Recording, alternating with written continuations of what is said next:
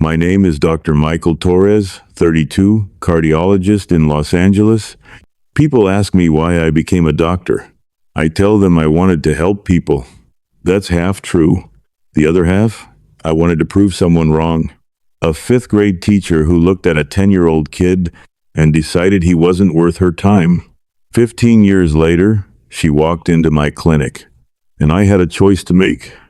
Fifth grade, Lincoln Elementary, East LA. Mom worked 3 jobs cleaning houses. We lived in a 1-bedroom apartment with mold on the walls. I was a good student, loved math, always had my hand up, but 2 months into school, our washing machine broke. Mom hand-washed everything in the bathtub after 14-hour shifts. Sometimes the clothes stayed damp in our apartment. Sometimes they smelled.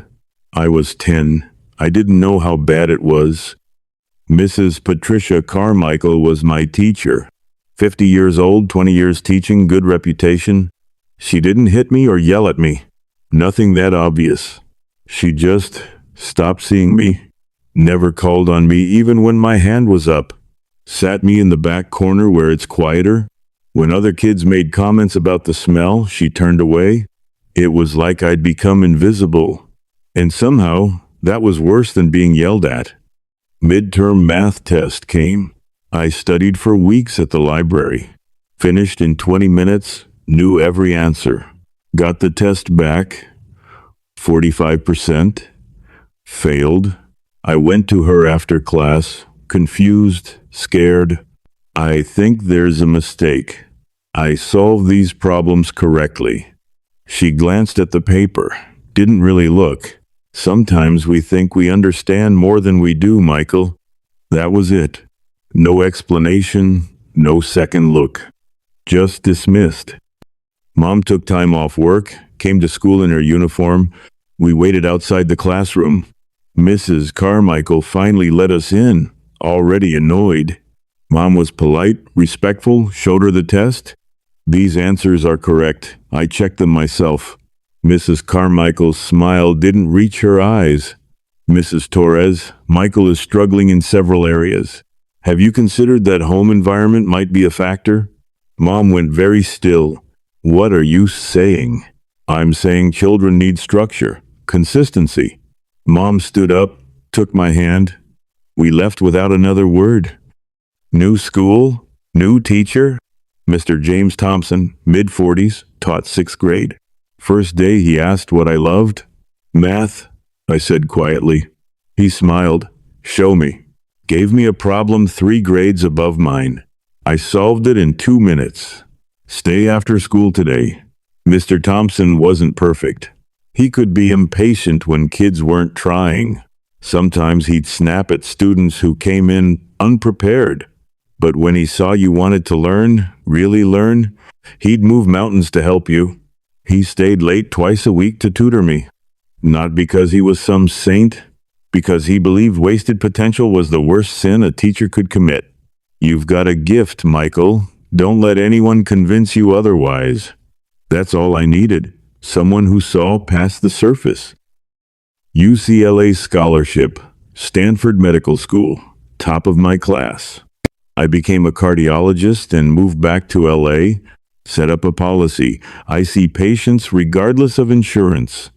The hospital administration doesn't love it, but they tolerate it because I bring in enough paying patients. Every Saturday, I volunteer at a free clinic in East LA, same neighborhood I grew up in. I tell myself it's about giving back. Maybe it's also about proving something. I'm still not sure. Friday afternoon, my nurse tells me there's a walk-in. No insurance, chest pains, needs to be seen today. I nod, send them in. The door opens. Mrs. Patricia Carmichael. Older now, late 60s, but unmistakable. She doesn't recognize me. Of course not. I was just one student out of thousands, but I knew her face the second I saw it. Some things you don't forget. Please, have a seat. What brings you in? She's nervous, embarrassed about being there.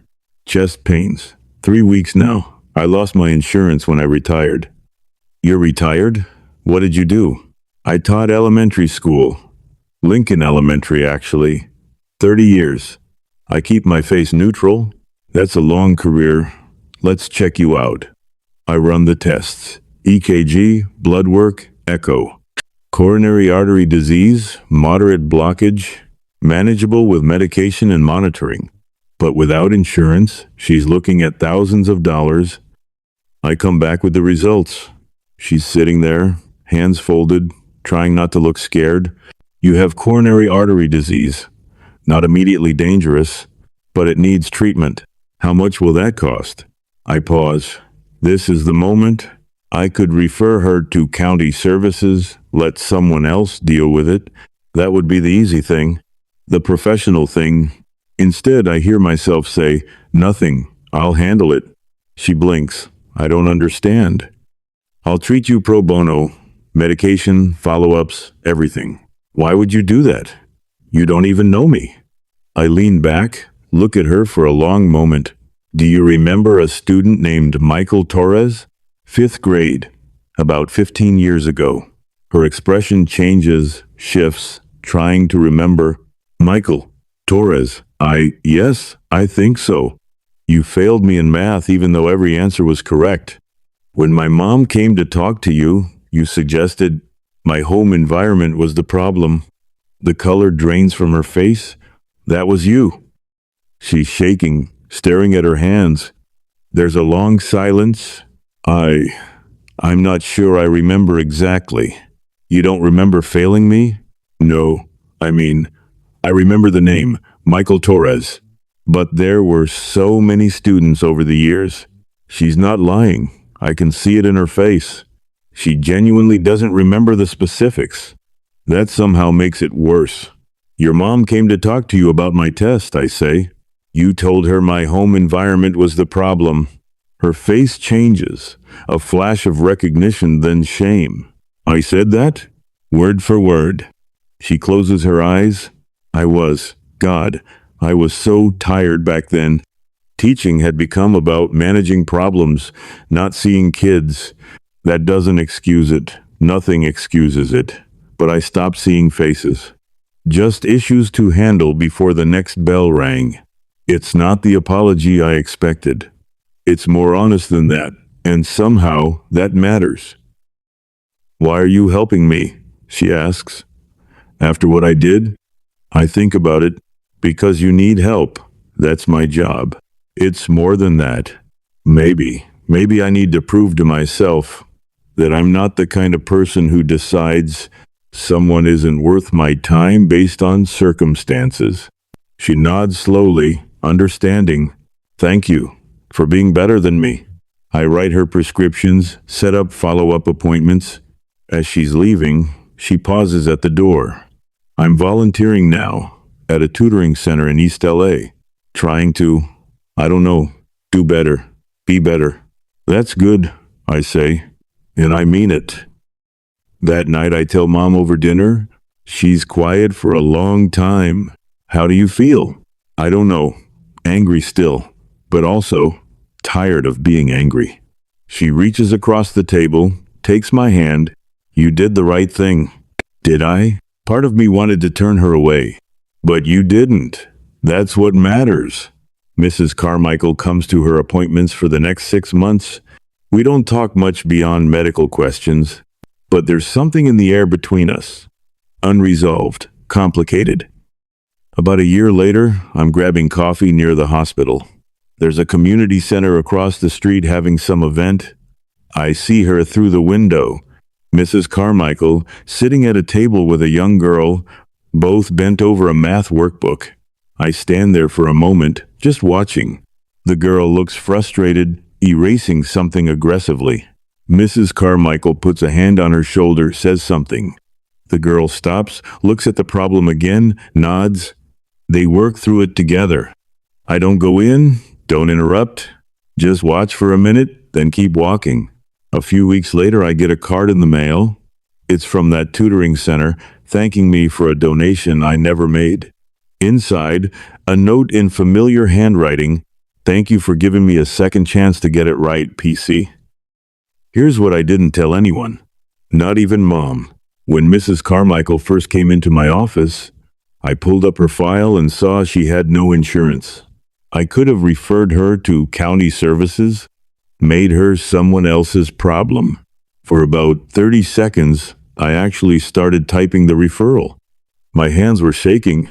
All I could think about was sitting in that back corner, invisible, worthless, wrong. I wanted her to feel that, just once.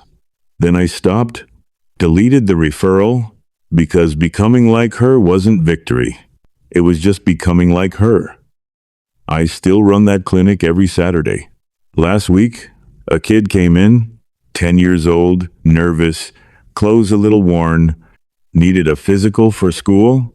His mom apologized 3 times for not having insurance. I told her what I tell everyone. It's fine. That's what we're here for. The kid reminded me of someone. Took me a minute to realize, me. Same age, same nervousness, same situation. Different decade, same story. I did the exam, signed the forms, sent them on their way. As they were leaving, the mom turned back. Thank you. Really, you don't know what this means? I wanted to tell her I did know. Exactly. But I just smiled and said, take care. After they left, I sat in the empty exam room for a minute, thought about Mrs. Carmichael in that classroom 15 years ago, about Mr. Thompson staying late to tutor me, about choices we make when we're tired, overwhelmed, burnt out, about the kid who just left, and whether he'll remember this moment. Maybe he will, maybe he won't. Either way, I'll be here next Saturday, and the Saturday after that. That's the only way any of this works. One kid at a time, one choice at a time. Trying to be better than yesterday? Even when yesterday was pretty good. Especially then,